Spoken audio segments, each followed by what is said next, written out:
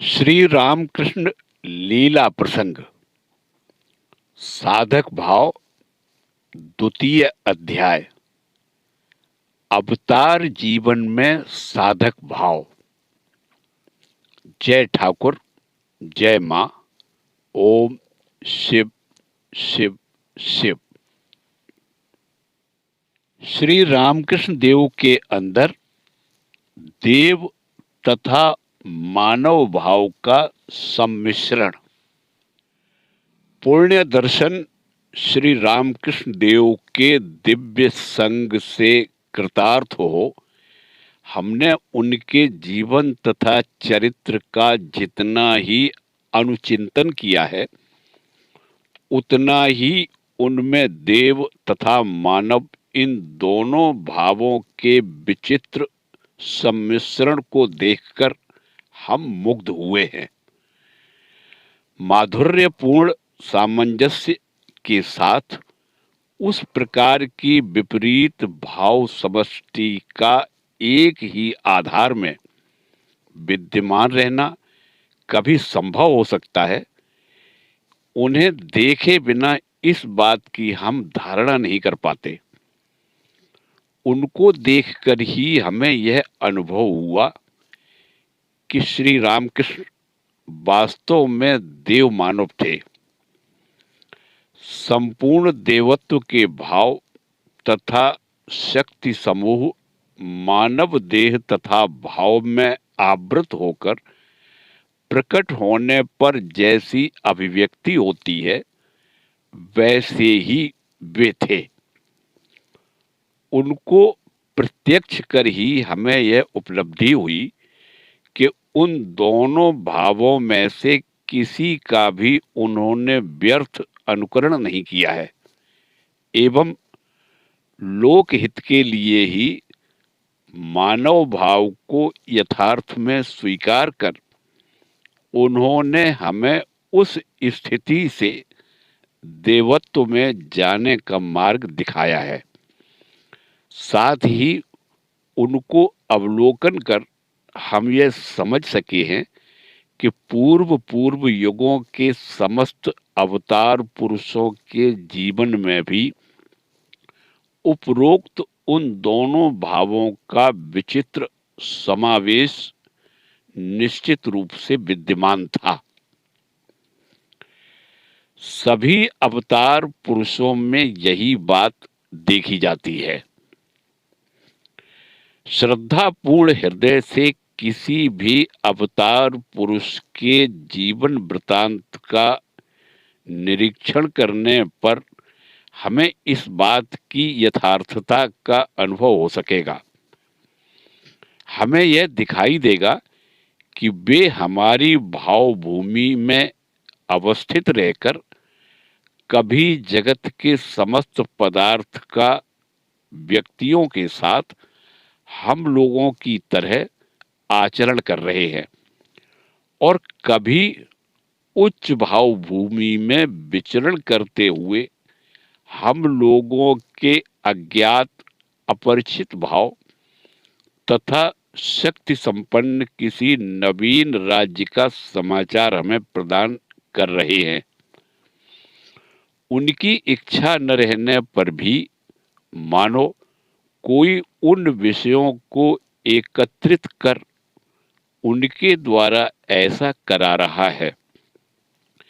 शैशव काल से ही लगातार उनके अंदर यह धारा प्रवाहित होती थी, किंतु शैशव अवस्था में समय समय पर उस शक्ति का परिचय मिलने पर भी वह उनकी निजी शक्ति है तथा उसमें ही अवस्थित हैं, इस बात को प्रायः वे समझ नहीं पाते हैं अथवा अपनी ही इच्छा मात्र से उस शक्ति का प्रयोग कर उच्च भाव भूमि में आरूढ़ हो दिव्य भाव की सहायता से जगत के अंतर्गत समस्त पदार्थ तथा व्यक्तियों को देखने एवं उनके साथ तदनुरूप आचरण करने में वे समर्थ नहीं होते हैं,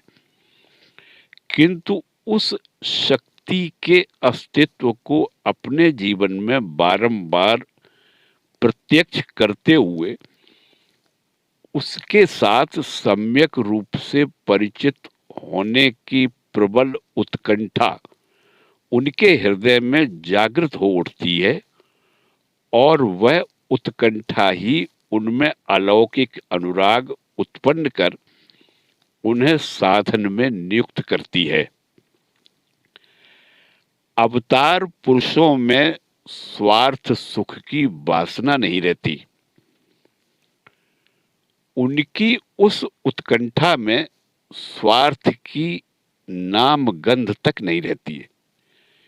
इहलोक या परलोक संबंधी किसी प्रकार के भोग सुख को प्राप्त करने की प्रेरणा तो दूर की बात रही, पृथ्वी के और व्यक्तियों के लिए कुछ भी हो या न हो, मैं मुक्त होकर भूमानंद में निमग्न रहूं, इस प्रकार का भाव तक उनकी उस उत्कंठा में दिखाई नहीं देता। केवल जिस अज्ञात दिव्य शक्ति के निर्देशानुसार आजन्म वे साधारण दिव्य भावों का अनुभव कर रहे हैं और स्थूल जगत के दृढ़ पदार्थ तथा व्यक्तियों की भांति भाव राज्य स्थित समस्त विषयों के समान अस्तित्व को समय समय पर प्रत्यक्ष कर रहे हैं, क्या वह शक्ति वास्तव में जगत की ओट में अवस्थित है अथवा अपनी कपोल कल्पना मात्र है?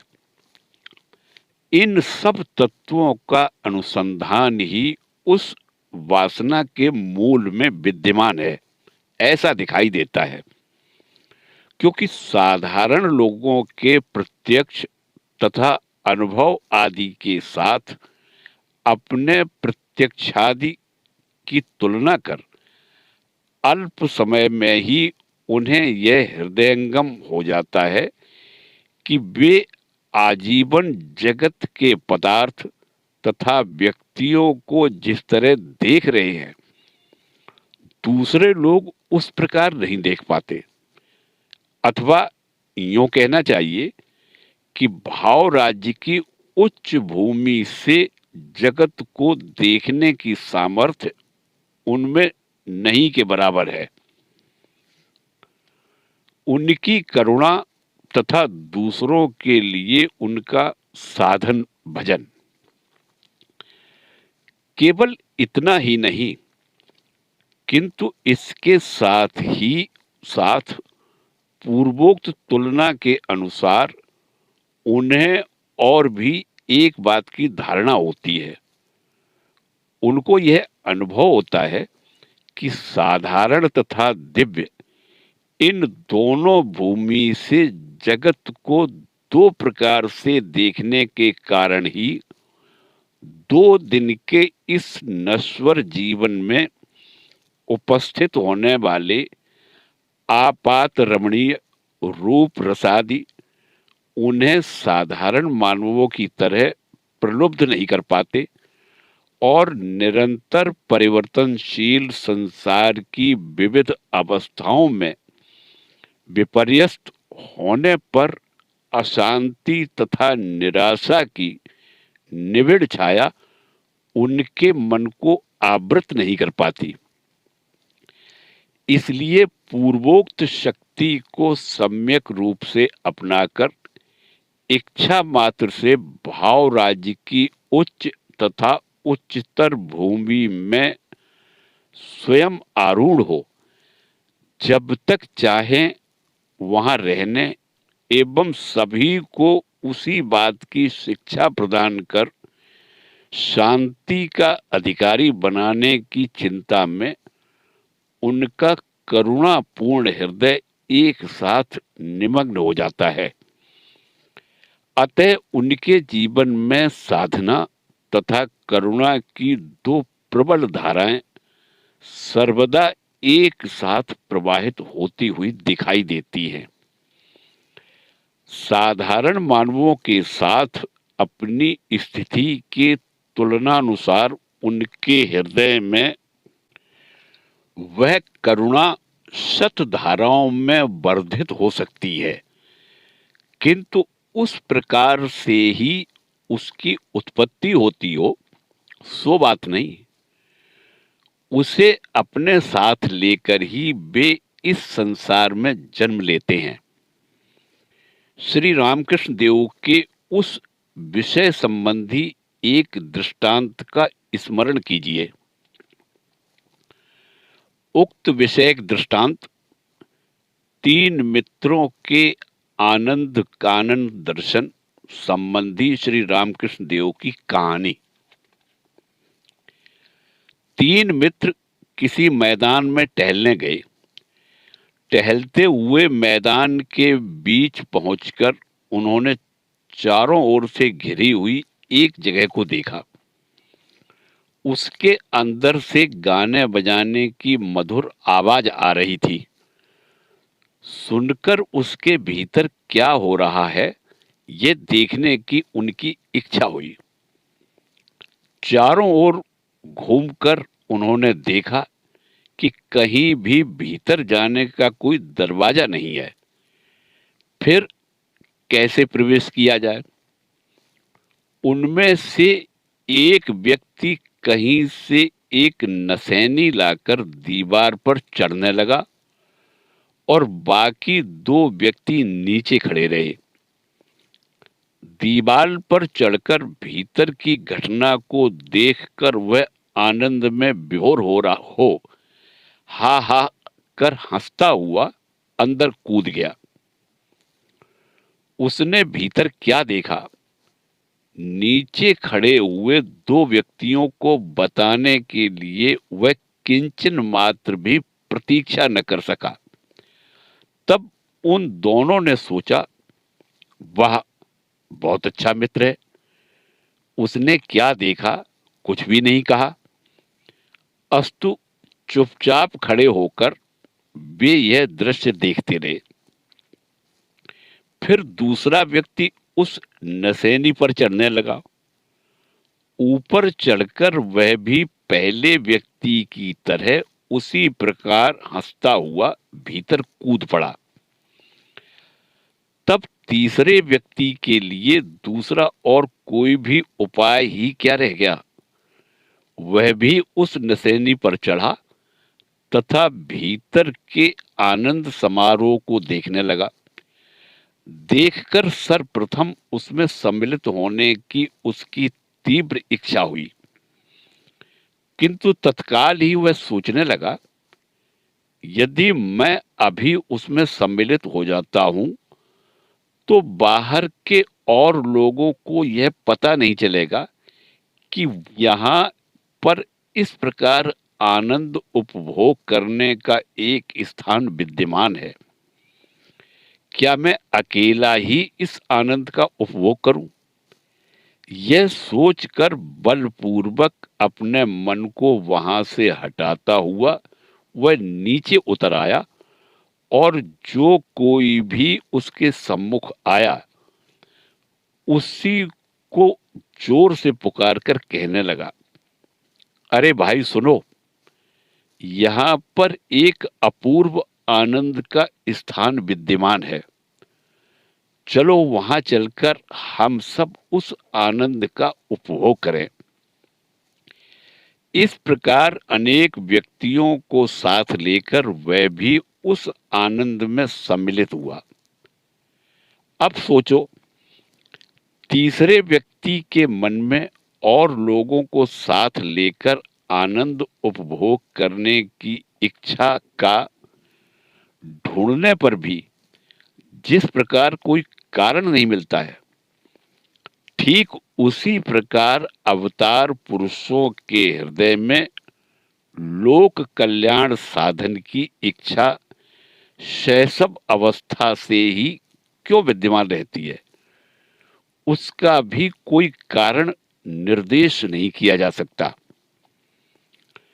अवतार पुरुषों को साधारण मानवों की भांति संयम का अभ्यास करना पड़ता है।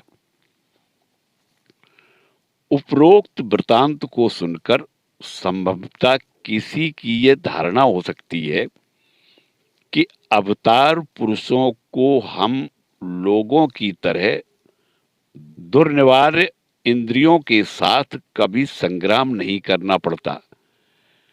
संभवतः सुशील शांत बालकों की तरह उनके इंद्रिय समूह आजन्म उनके वशीभूत रहकर उनकी इच्छानुसार परिचालित होते हैं एवं तदर्थ संसार के रूप रसादि विषयों से अपने मन को हटाकर वे सहज ही उसे उच्च लक्ष्य की ओर स्थापित कर लेते हैं। इसके उत्तर में हमारा यह कहना है कि यथार्थ में ऐसी बात नहीं है। इस विषय में भी नरवत नरलीला होती रहती है। यहाँ पर भी उन्हें संग्राम में विजयी होकर अपने गंतव्य मार्ग की ओर अग्रसर होना पड़ता है। मन की अनंत वासनाएं। मानव मन के स्वभाव के संबंध में जिन्होंने कुछ भी जानने की चेष्टा की है, उनको यह विदित है कि स्थूल से लगाकर सूक्ष्म, सूक्ष्मतर तथा सूक्ष्मतम अनंत वासनाएं उसमें विद्यमान हैं। यदि किसी प्रकार उनमें से एक को अतिक्रमण करने से तुम्हें सफलता प्राप्त हुई, तो दूसरी आकर तुम्हारे मार्ग का अवरोध कर देगी। उसको पराजित करने पर और एक उस जगह आकर खड़ी हो जाएगी। स्थूल को परास्त करने पर सूक्ष्म आ खड़ी होगी। उसको हटाने से सूक्ष्मतर वासनाएं तुम्हारे सामने उपस्थित हो जाएंगी। यदि काम को त्यागा तो कांचन आकर खड़ा हो जाएगा। साधारणतया काम कांचन से विरत होने पर सौंदर्य अनुराग, लोकेशणा, सम्मान, यश आदि सामने आ उपस्थित होंगे अथवा मायक संबंधों का यत्न पूर्वक परिहार करने पर आलस्य या करुणा के रूप में माया मोह आकर तुम्हारे हृदय में अपना स्थान जमा लेगा। वासना त्याग के संबंध में श्री रामकृष्ण देव की प्रेरणा। मन के इस प्रकार के स्वभाव का उल्लेख कर वासना जाल से दूर रहने के लिए श्री रामकृष्ण देव सदा हमें सतर्क किया करते थे। दृष्टांत स्वरूप अपने जीवन की घटना तथा चिंताओं का भी समय समय पर उल्लेख कर वे इस विषय को हमें समझाया करते थे। पुरुष भक्तों की तरह स्त्री भक्तों से भी वे इस बात को बारंबार कहकर उनके हृदय में ईश्वर के प्रति अनुराग उद्दीप्त करते थे। एक दिन के प्रसंग का उल्लेख करने पर पाठक इस बात को भली भांति समझ जाएंगे। स्त्री तथा पुरुष जो कोई भी श्री रामकृष्ण देव के समीप आता था, वे सभी उनकी सरलता, सद्व्यवहार तथा काम गंध रहित अद्भुत प्रेम के आकर्षण को हृदय से अनुभव किया करते थे तथा सुविधानुसार पुनः उनका पुण्य दर्शन प्राप्त करने के निमित्त लालायित रहते थे।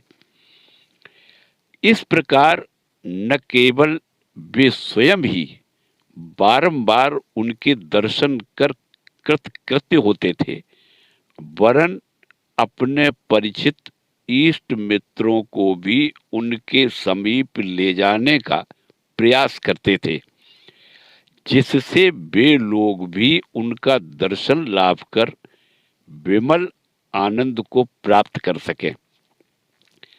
हमारी परिचित एक महिला किसी दिन अपनी सौतेली बहन तथा उसके पति देव की सगी बहन को लेकर अपराह्न के समय दक्षिणेश्वर में श्री रामकृष्ण देव के समीप उपस्थित हुई एवं उन्हें प्रणाम कर बैठ गई।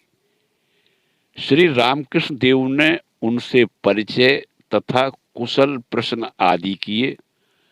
तदंतर ईश्वर के प्रति अनुरागी बनना ही मानव जीवन का एकमात्र ध्येय होना चाहिए, इस विषय की चर्चा प्रारंभ कर उनसे कहने लगे। उक्त विषय में स्त्री भक्तों के प्रति उनका उपदेश। भगवान को शरणागत होना क्या सहज है? महामाया की ऐसी विचित्रता है कि शरणागत होने नहीं देती। जिसका कहीं भी कोई नहीं है, उसके द्वारा एक बिल्ली पलवाकर उसे संसार में फंसा रखती है। वह भी इधर उधर से उसके लिए मछली तथा दूध जुटाता रहता है और साथ ही यह भी कहता जाता है, मछली तथा दूध के न होने पर बिल्ली खाती नहीं है, बताओ मैं क्या करूं। मानो कोई बड़े आदमी का घर है, पति पुत्र सभी की मृत्यु हो गई, कोई भी नहीं बचा, केवल कुछ विधवाएं रह गई, उनकी मृत्यु नहीं हुई।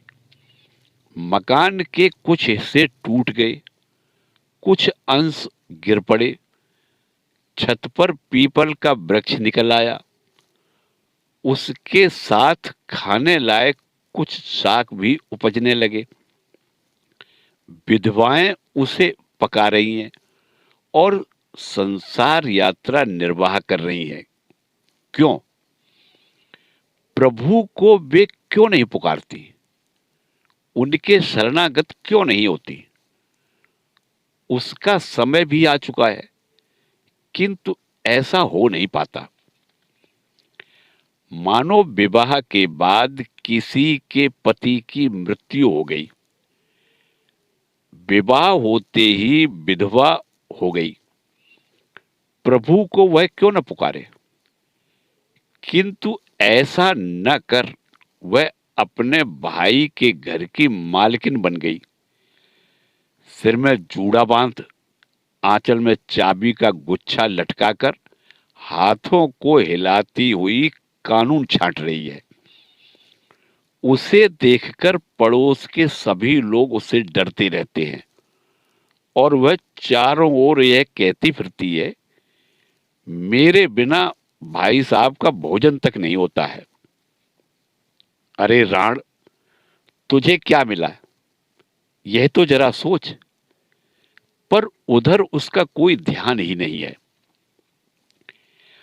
एक विनोदपूर्ण घटना यह है कि हमारी परिचित रमणी की बहन की ननद, जिन्होंने उस दिन प्रथम बार श्री रामकृष्ण देव का दर्शन किया था, अपने भाई के घर पर मालकिन बनी हुई थी।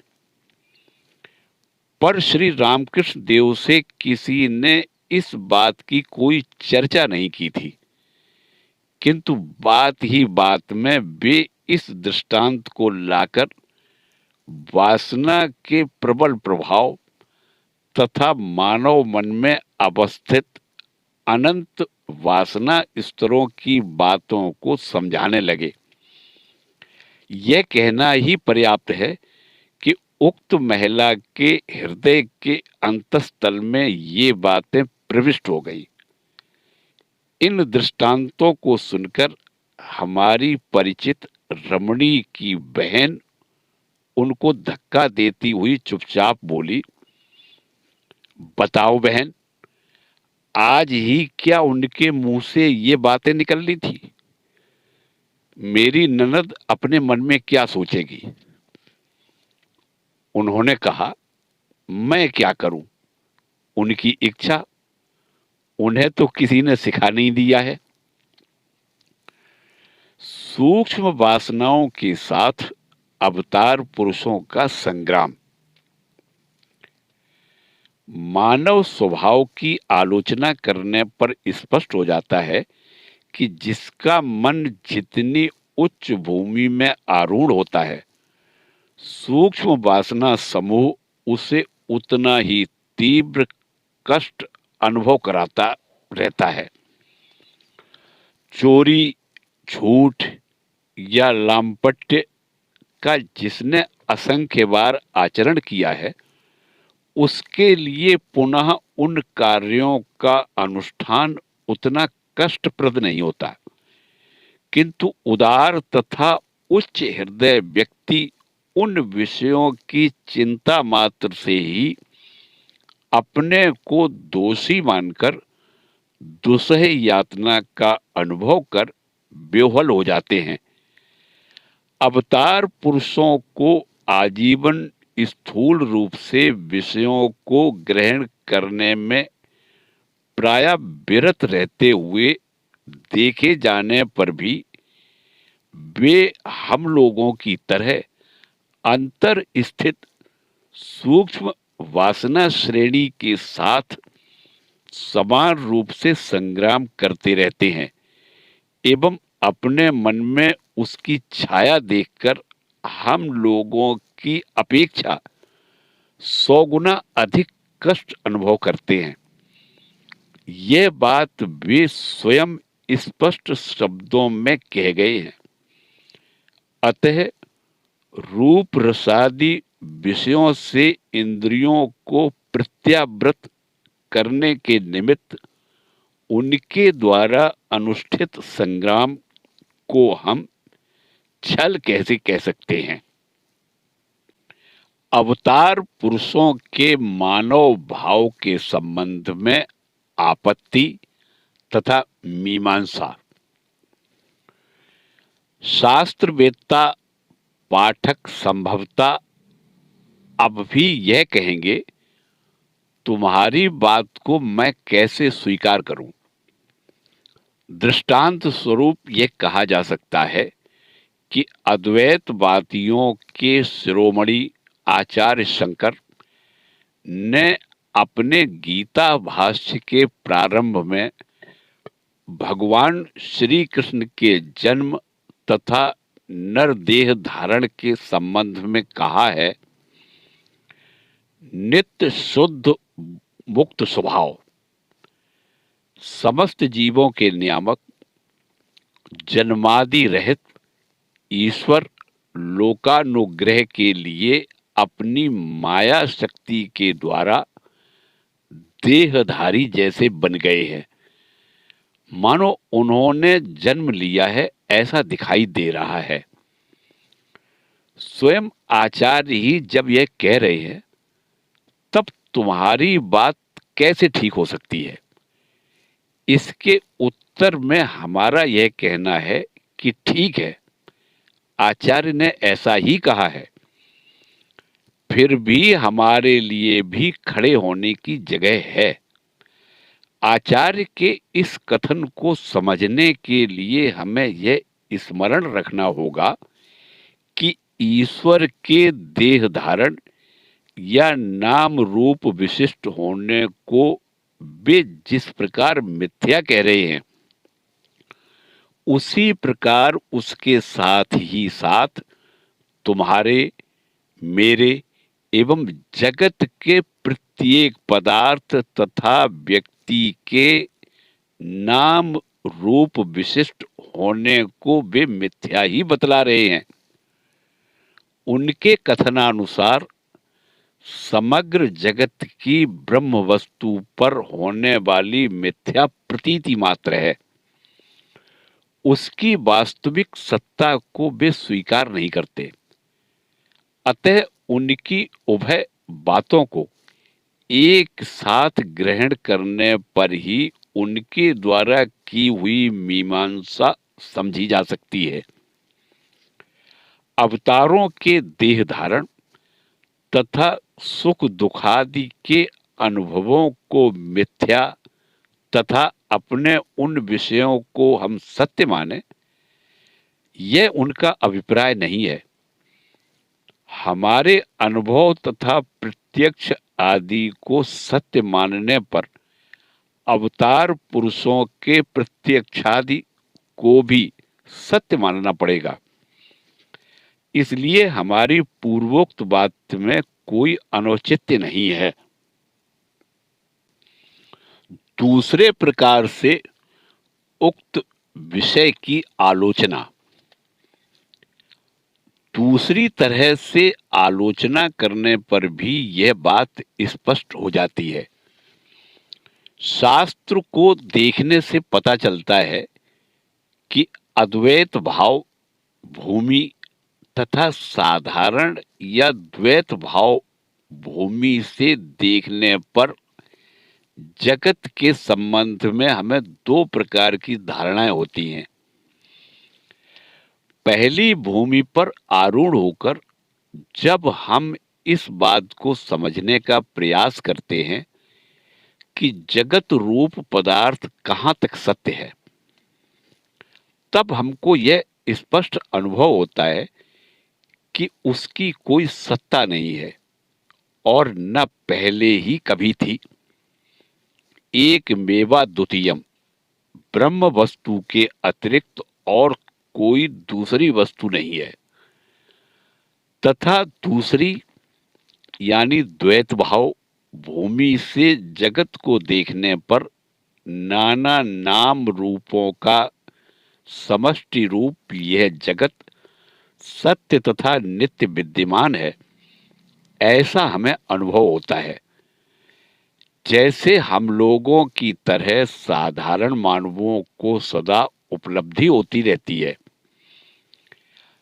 देह में अवस्थित रहकर भी विदेह भाव संपन्न अवतार तथा जीवन मुक्त पुरुषों को अपने जीवन का अधिकांश समय अद्वैत भूमि में व्यतीत करने पर भी नीचे की द्वैत भूमि में रहते समय यह जगत स्वप्न की भांति मिथ्या प्रतीत होता है। परंतु जागृत अवस्था के साथ तुलना करने पर स्वप्न मिथ्या है। इस प्रकार का अनुभव होने पर भी स्वप्न दशा में जिस प्रकार उसे एकदम मिथ्या नहीं कहा जा सकता, उसी प्रकार जीवन मुक्त तथा अवतार पुरुषों के हृदय स्थित जगत के आभास को भी पूर्णतया मिथ्या नहीं कहा जा सकता।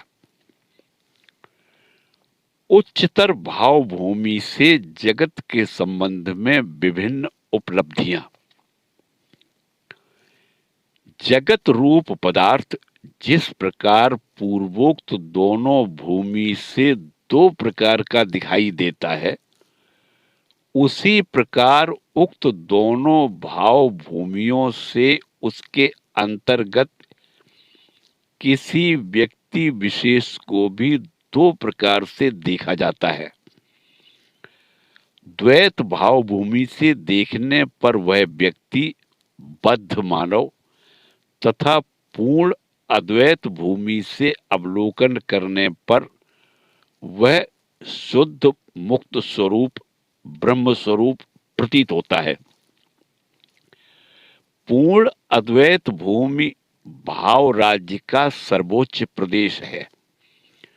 उस पर आरूढ़ होने के पूर्व मानव मन उच्च तथा उच्चतर विभिन्न भूमियों का अतिक्रमण करता हुआ अंत में अपने गंतव्य स्थल पर पहुंच जाता है। उन उच्च तथा उच्चतर भाव भूमि पर उठते समय जगत तथा उसके अंतर्गत व्यक्ति विशेष साधकों को विभिन्न रूप से प्रतीत होते रहते हैं और उसके संबंध में साधकों की पूर्व धारणाएं नाना प्रकार से बदलती रहती हैं। उदाहरण के लिए उन्हें यह उपलब्धि होती है कि यह जगत एक भाव में पदार्थ है तथा व्यक्ति विशेष को शरीर से पृथक अपूर्व शक्तिशाली मनोमय या दिव्य ज्योतिर्मय रूप से वे अनुभव करते हैं। अवतार पुरुषों की शक्ति से उच्च भाव भूमि में आरूढ़ होने पर मनुष्य को वे मानव भाव रहित दिखाई देते हैं।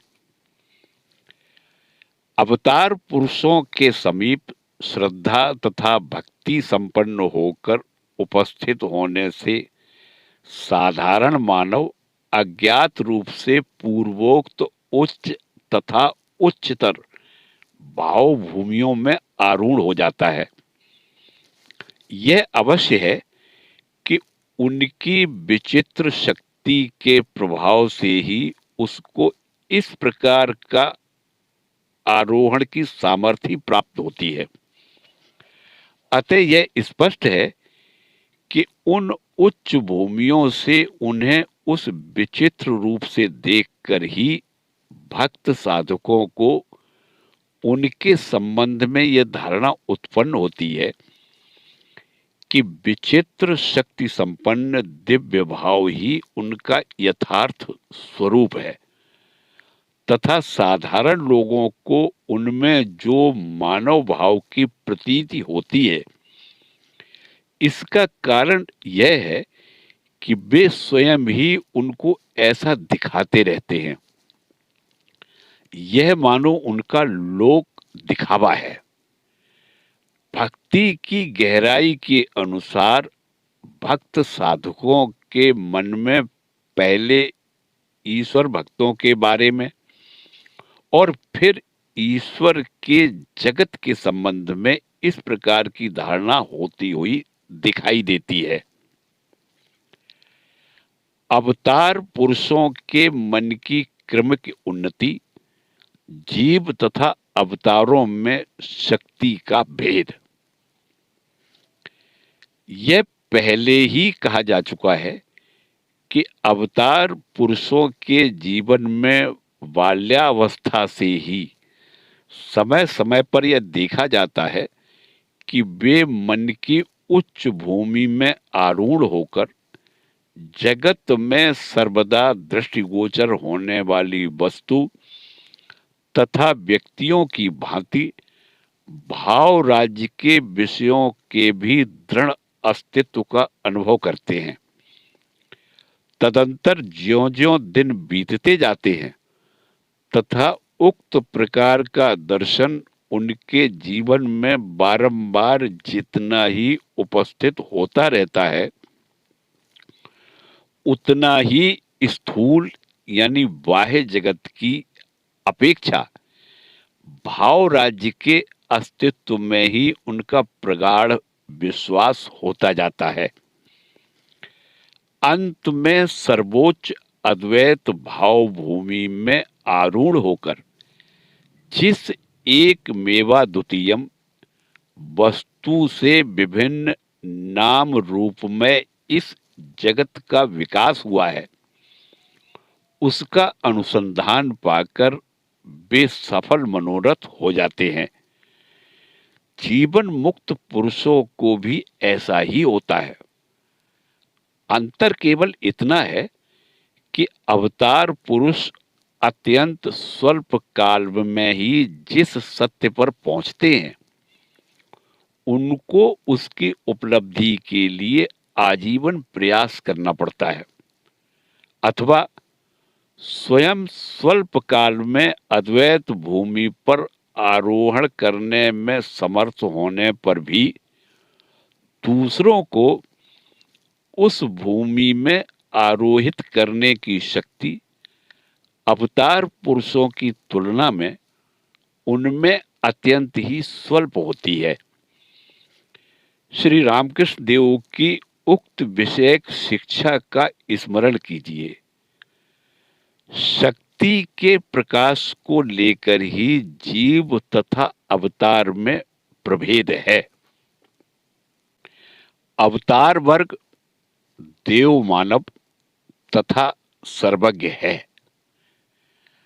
अद्वैत भूमि में कुछ दिन अवस्थित रहकर जगत कारण की साक्षात अनुभूति से परितृप्त हो अवतार पुरुष जब पुनः मन की निम्न भूमि में उतरते हैं, उस समय साधारण दृष्टि से मानव मात्र दिखाई देने पर भी वास्तव में वे मानवातीत या देव मानव पद को प्राप्त करते हैं। जगत तथा उनके कारण इन दोनों पदार्थों को साक्षात प्रत्यक्ष कर तुलनानुसार बाह्यांतर जगत के छाया सदृश अस्तित्व को तब वे सर्वदा सर्वत्र अनुभव किया करते हैं। उस समय उनके मन में उच्च शक्ति समूह स्वतः ही लोक हित के निमित्त सदा प्रकट होता रहता है तथा जगत के परिदृष्ट समस्त पदार्थों के आदि मध्य तथा अंत को सम्यक रूप से जानकर वे सर्वज्ञत्व को प्राप्त कर लेते हैं।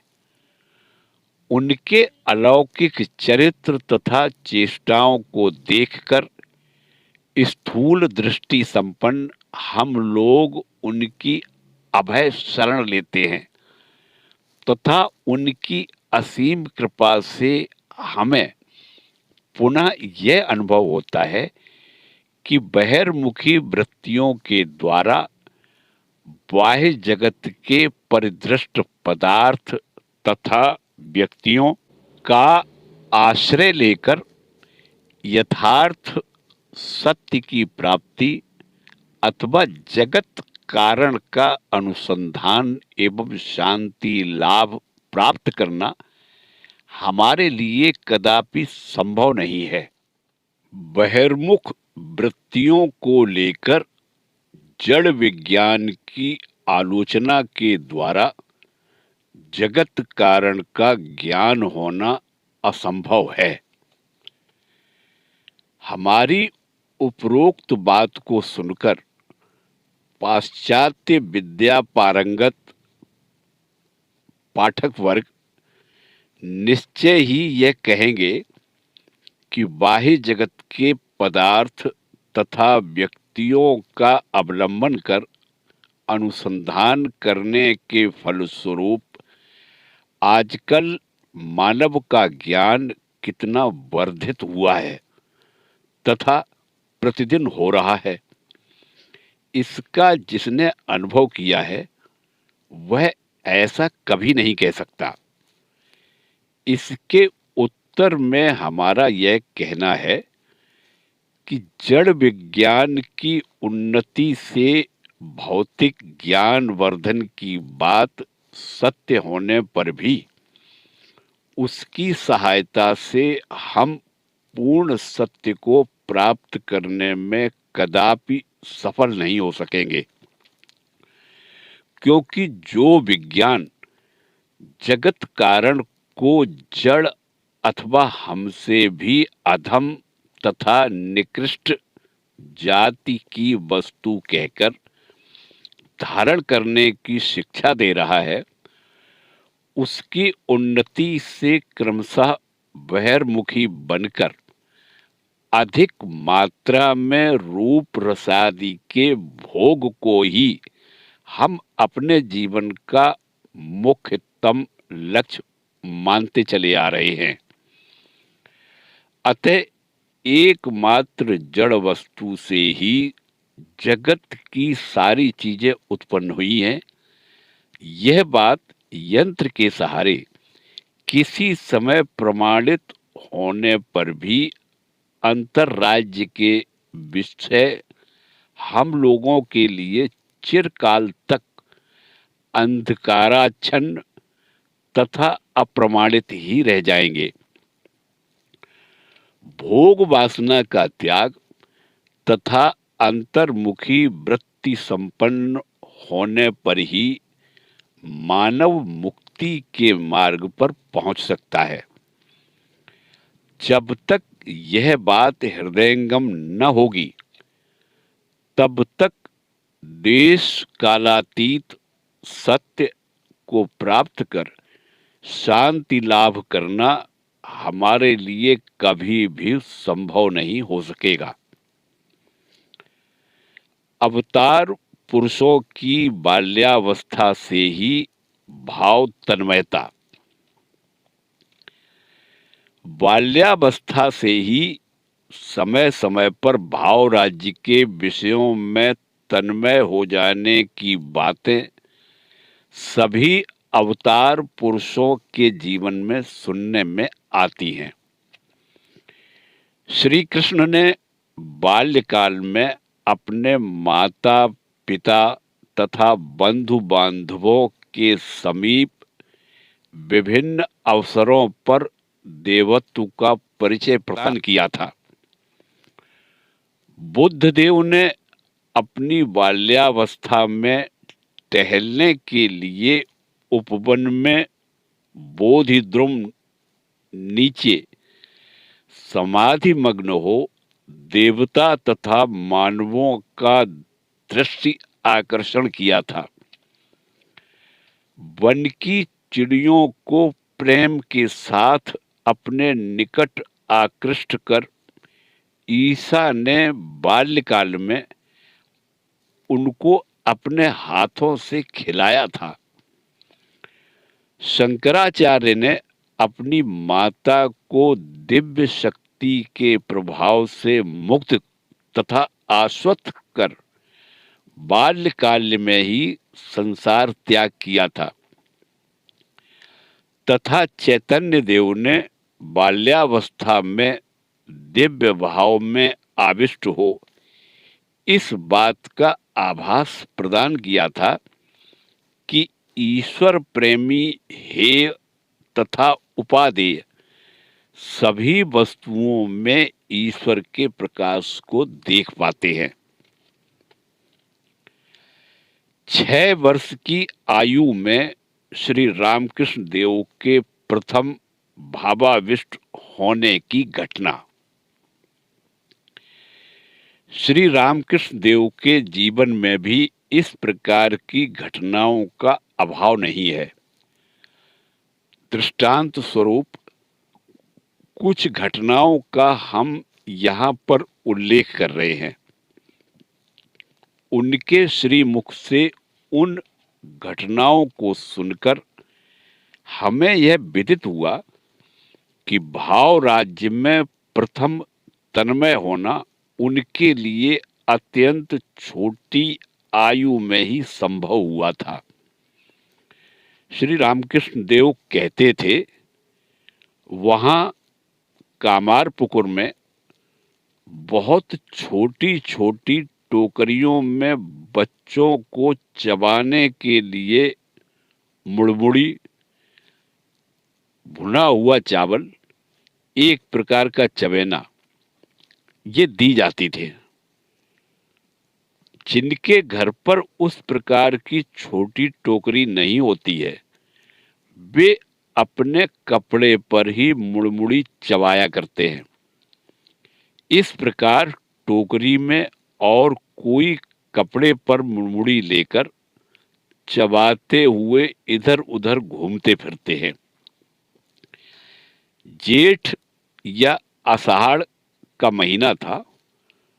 उस समय मेरी आयु 6 या 7 वर्ष की थी। एक दिन प्रातःकाल उसी प्रकार छोटी टोकरी में मुड़मुड़ी चबाता हुआ जंगल में खेत की मेड़ पर होकर मैं जा रहा था। आसमान पर सुंदर काली घटा उठी थी। उससे मैं देख रहा था तथा मुड़मुड़ी भी चबाता जा रहा था। कुछ ही समय बाद प्रायः पूरा आसमान बादल से छा गया। ठीक उसी समय दूध की भांति सफेद बगुलों का एक झुंड उस काले बादल के नीचे से उड़कर जाने लगा। वह एक अनूठा ही दृश्य था।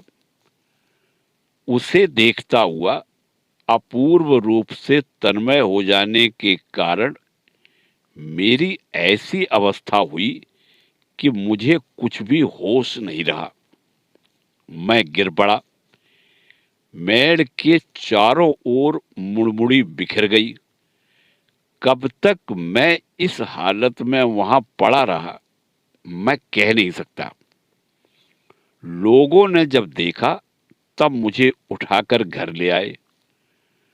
उसी दिन सर्वप्रथम भाव समाधि के कारण मैं संज्ञाहीन हुआ था। श्री विशालाक्षी देवी के दर्शन के लिए जाते हुए श्री रामकृष्ण देव का द्वितीय बार भावाविष्ट होना। श्री रामकृष्ण देव के जन्म स्थान कामारपुकुर से लगभग 1 कोस उत्तर में आनूर नामक एक गांव है। आनूर की विश्वलक्ष्मी नाम की देवी अत्यंत जागृत है। दूर दूर से चारों ओर के गांव से लोग नाना प्रकार की मनोरथ पूर्ति के निमित्त देवी से मनौती करते हैं तथा अभीष्ट सिद्ध होने पर यथा समय वहां उपस्थित हो देवी का पूजन करते हैं तथा उसको चढ़ावा चढ़ाते हैं। यह अवश्य है कि यात्रियों में स्त्रियों की संख्या ही प्रायः अधिक होती है तथा अन्यान्य कामनाओं की अपेक्षा रोग शांति की कामना से ही अधिक संख्या में लोग वहां जाते रहते हैं।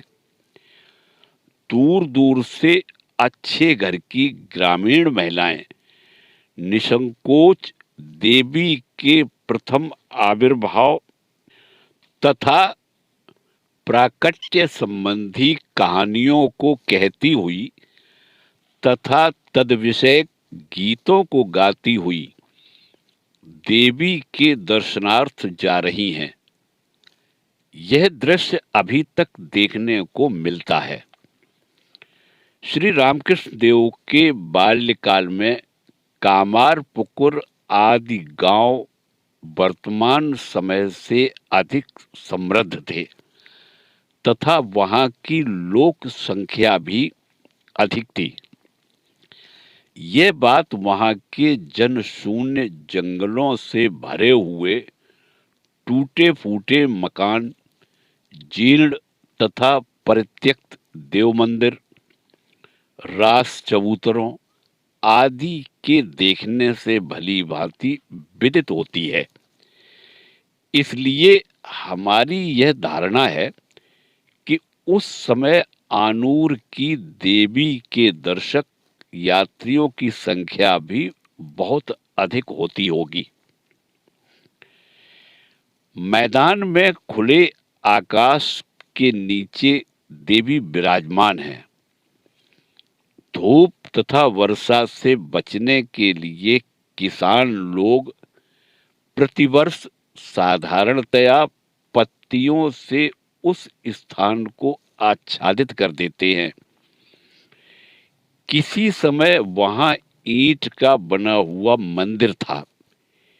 इसका परिचय समीपस्थ भग्न स्तूप से मिलता है। इस मंदिर के संबंध में गांव के लोग कहते हैं कि देवी ने अपनी इच्छा से उसे तोड़ दिया है। उनका कहना है, गांव के ग्वालवाल देवी के प्रिय साथी हैं। प्रातः काल ही वहां पहुंचकर गायों को छोड़कर वे उस जगह बैठ जाते हैं, कहानी कहते हैं, गाना गाते हैं, खेलते कूदते हैं, जंगल के फूलों से उनको सजाते हैं तथा यात्री या पथिक वर्ग देवी को जो मिष्टान्न या पैसा चढ़ाते हैं उसे लेकर आनंद मनाते रहते हैं। इन मधुर उपद्रवों के बिना देवी को संतोष नहीं होता। इसके बाद किसी गांव के एक धनाढ्य व्यक्ति ने अपना कोई मनोरथ पूर्ण होने पर इस मंदिर को पक्का बनवा दिया था तथा उसमें देवी जी की प्रतिष्ठा कराई थी। प्रतिदिन सायं प्रातः पुजारी आकर पूजन करता था तथा मंदिर के दरवाजे बंद करके चला जाता था। जो लोग दर्शन करने आते वे दरवाजे की जाली के छेद से अपनी भेंट मंदिर में डाल देते थे। अतः अब किसान बालकों के लिए पहले की तरह उन पैसों को समेटने तथा मिष्ठान आदि खरीद कर एक बार देवी जी को दिखाकर स्वयं पा लेने और आनंद मनाने की सुविधा नहीं रही। इसलिए क्षुब्ध होकर उन्होंने देवी से प्रार्थना की, माँ, मंदिर के अंदर जाकर हम लोगों का भोजन करना तूने बंद कर दिया। तेरी कृपा से नित्य हम लड्डू मिठाई छकते थे, अब हमें कौन उन चीजों को देगा। सरल हृदय किसान बालकों की यह प्रार्थना देवी के कानों तक पहुंची तथा उसी रात्रि में वह मंदिर इस प्रकार फट गया कि कहीं मूर्ति न दब जाए। इस भय से व्याकुल हो दूसरे दिन पुजारी ने पुनः देवी जी को बाहर लाकर खुले आकाश के नीचे रख दिया। तब से जिस किसी ने फिर से मंदिर बनवाने की चेष्टा की है उसी को देवी ने स्वप्न अथवा अन्य उपायों से यह अवगत कराया है कि यह कार्य उन्हें अभीष्ट नहीं है। ग्रामवासियों का कहना है कि उन लोगों में से किसी किसी को डरा कर भी मां ने उक्त कार्य किया है। उन्होंने स्वप्न में कहा, मैं ग्वाल वालों के साथ मैदान में बहुत आनंद से हूं। मंदिर में मुझे बंद करने से तेरा सत्यानाश कर दूंगी। तेरे वंश में किसी को जीवित नहीं छोड़ूंगी। श्री रामकृष्ण देव की आयु उस समय 8 वर्ष की थी। उनका यज्ञोपवीत नहीं हुआ था। कुलीन घर की अनेक महिलाएं एक दिन इकट्ठी होकर श्री विशालाक्षी देवी को मनौती देने के लिए जंगल के रास्ते से जा रही थी। श्री रामकृष्ण देव के अपने परिवार की भी 2-1 महिलाएं तथा गांव के जमींदार धर्मदास लाहा जी की विधवा पुत्री प्रसन्न भी उन लोगों के साथ ही। प्रसन्न की सरलता, धर्मपरायणता, पवित्रता तथा निरहंकारिता के बारे में श्री रामकृष्ण देव की उच्च धारणा थी। सभी विषयों में प्रसन्न की सलाह लेकर चलने के लिए श्री रामकृष्ण देव ने कई बार माता जी से अनुरोध किया था तथा प्रसन्न की चर्चा अपनी भक्त महिलाओं से भी वे समय समय पर किया करते थे। प्रसन्न का भी श्री रामकृष्ण देव पर बाल्यकाल से ही अकपट स्नेह और बहुधा वे उनको यथार्थ में गदाधर ही मानती थी। श्री रामकृष्ण देव के श्री मुख से देवताओं तथा ईश्वर के पूर्ण चरित्र एवं भक्तिपूर्ण संगीतों को सुनकर मोहित हो सरल हृदया प्रसन्न उनसे पूछती थी, अच्छा गदाई, सचमुच मुझे कभी कभी तू ईश्वर है ऐसा क्यों प्रतीत होता है? अरे सचमुच में तू ईश्वर मालूम पड़ता है।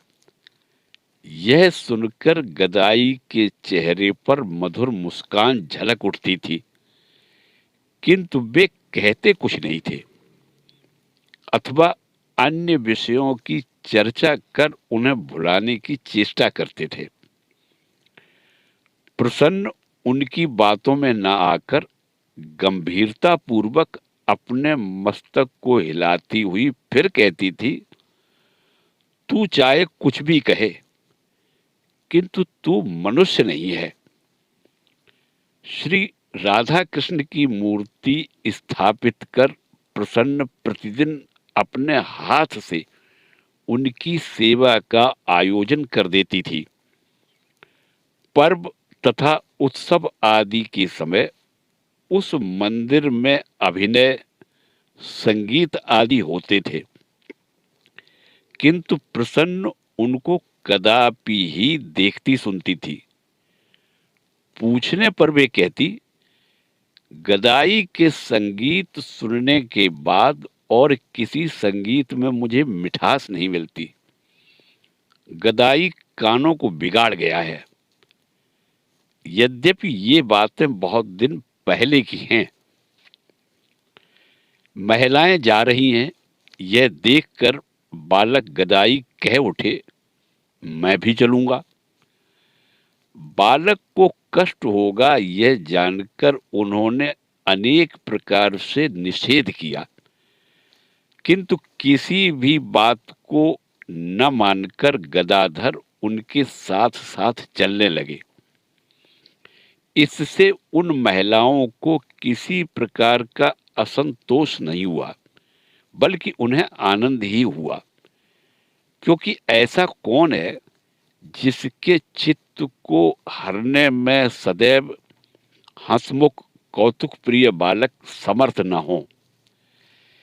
इसके अतिरिक्त उस अल्प आयु में गदाई को देवी देवताओं के संगीत आदि सब कुछ कंठस्थ थे। मार्ग में अनुरोध किए जाने पर वह उनमें से दो चार तो अवश्य ही सुनाएगा, और लौटते समय यदि उसे भूख भी लगे तो भी कोई चिंता नहीं, क्योंकि देवी का प्रसादी नैवेद्य तथा दूध जो उनके साथ ही रहेगा। इसलिए सोच विचार की बात ही क्या। गदाई के साथ चलने पर फिर असंतोष का कारण ही क्या रह जाता है। इस प्रकार विचार विमर्श के पश्चात गदाई को साथ लेकर ये महिलाएं निशंक होकर चलने लगी, एवं उन्होंने जैसा सोचा था गदाई भी उसी प्रकार देवी देवताओं की कहानियों को कहते तथा गीत गाते हुए आनंद से चलने लगे। किंतु श्री विशालाक्षी देवी का महिमा कीर्तन करते हुए मैदान को पार करने से पूर्व ही एक विचित्र घटना हुई। बालक गाता हुआ सहसा रुक गया। उसके अंग प्रत्यंग शिथिल हो गए।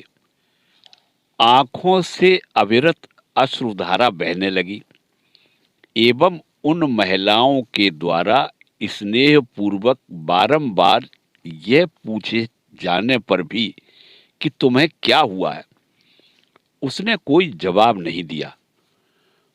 दूर तक चलने में अनभ्यस्त कोमल स्वभाव बालक को शायद लू लग गई हो, यह सोचकर महिलाएं विशेष चिंतित हुई और समीपवर्ती पोखरी से जल लाकर बालक के मस्तक तथा नेत्र पर छींटे देने लगी। किंतु इससे भी जब बालक चेतन न हुआ, तब वे अत्यंत दुखित होकर सोचने लगी कि अब क्या किया जाए, देवी की मनौती ही कैसे दी जाए तथा दूसरे के बालक गदाई को बिना किसी प्रकार की हानि के किस प्रकार उसके घर तक पहुंचाया जाए। वहां और ऐसा कोई था भी नहीं जिससे सहायता मांगी जा सके। अब क्या किया जाए? महिलाएं बहुत ज्यादा घबरा गई तथा देवी देवताओं की बातें भूल बालक को चारों ओर से घेर कर बैठ गई। वे कभी उसको पंखा करती, कभी जल के छींटे देती और कभी उसका नाम लेकर जोर जोर से पुकारती। इस प्रकार कुछ समय व्यतीत होने पर प्रसन्न के मन में सहसा यह बात उदित हुई कि विश्वासी तथा सरल बालक पर कहीं देवी का आवेश तो नहीं हुआ है। सरल हृदय पवित्र बालक तथा स्त्री पुरुषों पर ही देव देवियों के आवेश होने की बातें सुनी जाती हैं। अतः उन्होंने अपने साथ की स्त्रियों से इस बात को कहा तथा गदाई को और अधिक न पुकारकर एकाग्र चित्त से श्री विशालाक्षी का नाम लेने के लिए अनुरोध किया। पवित्र चरित्र होने के कारण प्रसन्न के प्रति पहले से ही उन स्त्रियों की श्रद्धा थी। अतः सहज ही में उनकी उस बात पर विश्वास कर देवी ज्ञान से उस बालक को ही संबोधन करती हुई वे बारंबार कहने लगी, माँ विशालाक्षी प्रसन्न हो, माँ रक्षा करो, माँ विशालाक्षी हमारी ओर कृपा कर देखो, माँ इस महान संकट से हमारी रक्षा करो। आश्चर्य की बात, उन स्त्रियों द्वारा 2-4 बार इस प्रकार देवी के नामोच्चारण से ही गदाई का मुखमंडल मधुर हास्य से रंजित हो उठा तथा बालक में कुछ कुछ चेतना का लक्षण दिखाई दिया। तब आश्वस्त होकर उन्होंने यह निश्चित किया कि बालक पर वास्तव में देवी का ही आवेश हुआ है। अतः पुनः पुनः वे उसको प्रणाम तथा मात्र संबोधन कर उससे प्रार्थना करने लगी।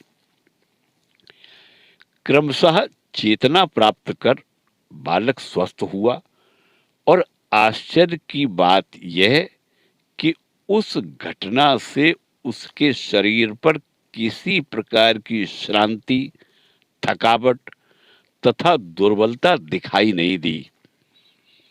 वे उसे अपने साथ लेकर भक्ति विह्वल हो देवी के स्थान पर पहुंची तथा देवी को विधि पूर्वक मनौती चढ़ाने के उपरांत घर लौटकर श्री रामकृष्ण देव की मां से उन्होंने उन बातों का आद्योपांत वर्णन किया।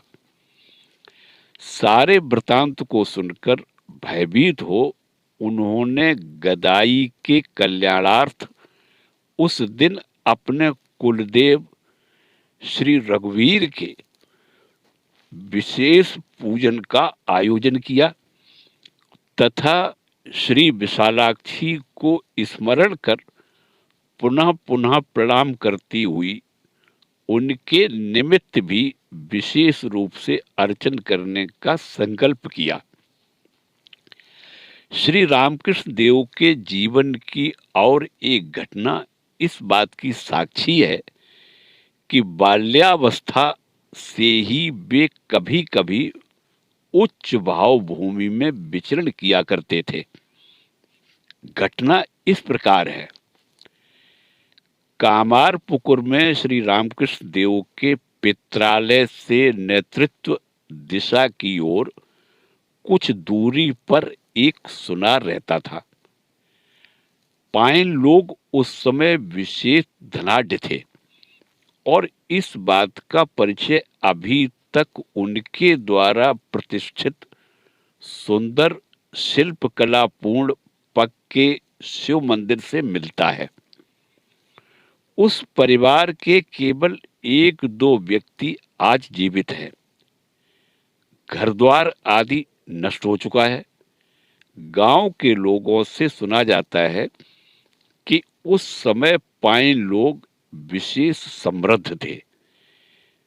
घर में लोग नहीं समाते थे तथा जमीन जायदाद, खेती बाड़ी, हल बैल भी उनके जिस प्रकार थे उसी प्रकार व्यापार से भी उनकी आय अच्छी होती थी।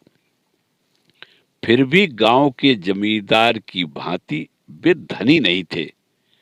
मध्यवित्त गृहस्थ श्रेणी के ही अंतर्भुक्त थे। शिवरात्रि के अवसर पर शिवजी की भूमिका में अवतीर्ण हो श्री रामकृष्ण देव का तृतीय बार भावावेश। पाइन परिवार के गृह स्वामी अत्यंत धर्मनिष्ठ थे। समर्थ होने पर भी उन्होंने अपने रहने के लिए पक्का मकान बनवाने का प्रयास नहीं किया। वे सदा माट कोठा में ही रहा करते थे, किंतु उन्होंने पक्की ईंटों से विशिष्ट कारीगरों द्वारा अत्यंत सुंदर रूप से देवालय का निर्माण अवश्य करवाया था। गृह स्वामी का नाम था सीतानाथ। उनके 8 कन्याएं तथा 7 पुत्र थे एवं विवाहित होने पर भी पता नहीं क्यों उनकी कन्याएं पित्रालय में ही रहती थी। सुना जाता है कि श्री रामकृष्ण देव की आयु जिस समय 10-12 वर्ष की थी उस समय उनकी सर्वकनिष्ठ कन्या यौवन में पदार्पण कर चुकी थी। उनकी सभी कन्याएं रूपवती तथा देव द्विजों में भक्ति परायणा थी। अपने पड़ोस के बालक गदाई से उनका विशेष स्नेह था। बाल्यकाल में ही श्री रामकृष्ण देव का अधिकांश समय इस धर्मनिष्ठ परिवार में व्यतीत होता था। पाइन महोदयों के घर पर उच्च भाव भूमि में आरूढ़ हो उन्होंने अनेक लीलाएं भी की थी। गांव में अभी तक यह बात सुनने में आती है, किंतु वर्तमान घटना को हमने श्री रामकृष्ण देव से ही सुना है। कामारपुकुर में संभवतः विष्णु भक्ति तथा शिव भक्ति की धाराएं बिना किसी द्वेष भाव के एक साथ प्रवाहित थी। अभी तक वहां शिवजी के उत्सव की भांति प्रतिवर्ष 24 पहर तक श्री हरिनाम संकीर्तन अत्यंत समारोह के साथ संपन्न होता है। फिर भी शिव मंदिर तथा शिव स्थापित स्थानों की संख्या विष्णु मंदिरों की अपेक्षा अधिक है। सुनारों में प्रायः अधिकतर लोग अत्यंत निष्ठावान वैष्णव होते हैं। श्री नित्यानंद प्रभु ने जिस समय उद्धारण दत्त को दीक्षा देकर उनका उद्धार किया था, तभी से इस जाति में वैष्णव मत का विशेष प्रचलन है। किंतु कामार पुकुर के पायन वर्ग शिव तथा विष्णु दोनों के ही भक्त थे। वृद्ध गृहस्वामी पायन एक ओर जिस प्रकार त्रिसंध्या हरिनाम किया करते थे, दूसरी ओर उसी प्रकार उन्होंने शिवजी की भी प्रतिष्ठा की थी तथा प्रतिवर्ष वे शिवरात्रि का व्रत किया करते थे। रात्रि जागरण में सहायता मिलेगी, इस भावना से व्रत के दिन पायन महोदयों के घर पर रात में धार्मिक नाटक का आयोजन होता था। एक बार इसी प्रकार शिवरात्रि के व्रत के उपलक्ष्य में पायन महोदय के घर पर नाटक का आयोजन हुआ। गांव के समीप की ही एक मंडली द्वारा शिवजी के महिमा सूचक अभिनय की व्यवस्था की गई थी। एक दंड रात्रि व्यतीत होने के बाद अभिनय प्रारंभ होने को था। सायंकाल के समय यह समाचार मिला कि उस मंडली में जो बालक शिवजी बना करता था, वह अकस्मात बहुत बीमार हो गया है। बहुत तलाश करने पर भी शिवजी बनने लायक कोई उपयुक्त व्यक्ति नहीं मिल रहा है। अतः हताश होकर मंडली के अधिकारी ने उस रात्रि के लिए नाटक को बंद रखने की प्रार्थना की। अब क्या किया जाए? शिवरात्रि का जागरण कैसे हो? वृद्ध लोग परामर्श करने लगे तथा उन्होंने अधिकारी से यह पूछवाया कि यदि शिवजी बनने लायक किसी व्यक्ति की व्यवस्था कर दी जाए तो वे नाटक कर सकेंगे या नहीं। उत्तर मिला कि व्यवस्था होने पर नाटक हो सकता है। ग्राम पंचायत में पुनः यह परामर्श होने लगा कि शिवजी बनने के लिए किससे अनुरोध किया जाए। निश्चय हुआ कि अल्पायु होने पर भी गदाई को शिवजी के अनेक गाने कंठस्थ हैं तथा उस भूमिका में वह बहुत अच्छा भवेगा, अतः उससे ही कहा जाए। शिवजी बनकर जो दो चार बातें कहनी है, अधिकारी स्वयं अपने चातुर्य से उससे संभाल लेंगे। गदाधर से कहा गया। सभी के आग्रह को देखकर वे उस कार्य के लिए सहमत हुए। पूर्व निर्धारित व्यवस्था के अनुसार एक दंड रात्रि व्यतीत हो जाने पर नाटक प्रारंभ हुआ। गांव के जमींदार धर्मदास लाहा का श्री रामकृष्ण देव के पिताजी के साथ विशेष स्नेह था। इसी कारण उनके ज्येष्ठ पुत्र गया विष्णु लाहा तथा श्री रामकृष्ण देव में भी आपसी मित्रता थी। शिवजी की भूमिका में मित्र के अवतीर्ण होने का समाचार पाकर गया विष्णु अपने साथियों सहित उनका तद अनुरूप श्रृंगार करने लगे। श्री रामकृष्ण देव शिवजी की वेशभूषा धारण कर श्रृंगार गृह में बैठे हुए शिवजी का चिंतन कर रहे थे। उसी समय रंगमंच पर उपस्थित होने के लिए उनको बुलाया गया। उनके मित्रों में से एक व्यक्ति उनको रंगमंच की ओर लेवा लाने के लिए गया। मित्र के बुलाने पर श्री रामकृष्ण देव उठे और किसी और ध्यान न देते हुए अंतर्मुखी हो धीरे धीरे मंच पर आकर चुपचाप खड़े हो गए।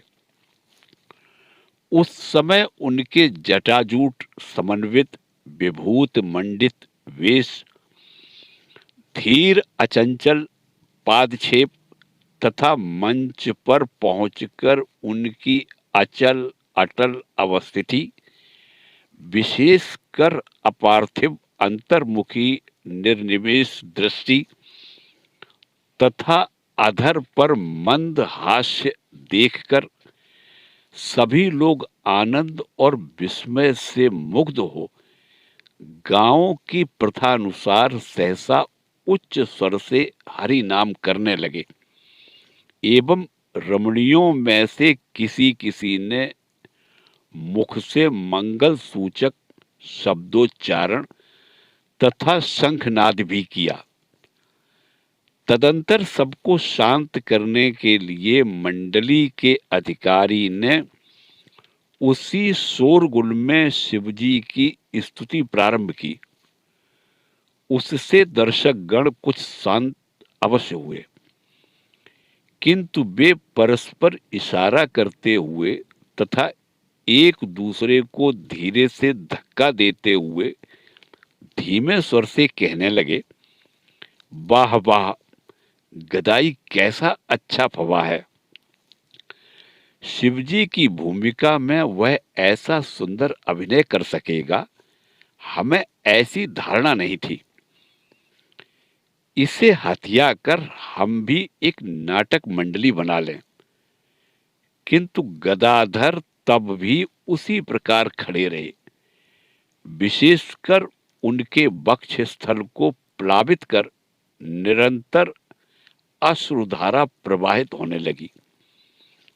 इस प्रकार कुछ समय व्यतीत होने के बाद भी गदाधर को इधर उधर चलते फिरते अथवा कुछ कहते सुनते न देखकर अधिकारी तथा गांव के एक दो वृद्ध व्यक्ति बालक के समीप पहुंचे तथा उन्होंने देखा कि उसके हाथ पैर शिथिल हो चुके हैं, बालक पूर्णतया अचेत हो गया है। तब और अधिक शोरगुल होने लगा। किसी ने कहा, जल लाओ, उसके आंख तथा मुंह पर जल की छींटे दो। दूसरे ने कहा, पंखा जलो। कोई कहने लगा कि शिवजी का आवेश हुआ है, नाम कीर्तन करो। और कोई यह कह उठा कि छोकरे ने सब कुछ बिगाड़ दिया, अब नाटक नहीं होगा। अस्तु किसी भी प्रकार से बालक के चेत न होने के कारण नाटक बंद हो गया तथा कुछ लोग उसे कंधों पर उठाकर किसी तरह उसके घर पहुंचा आए। सुना जाता है कि उस रात्रि में अनेक प्रयत्न किए जाने पर भी गदाधर का वह भावावेश दूर नहीं हुआ था। घर के लोग बेवहल होकर रोने लगे तथा दूसरे दिन सूर्योदय होने पर वे पुनः स्वस्थ हुए थे। जय ठाकुर, जय मां।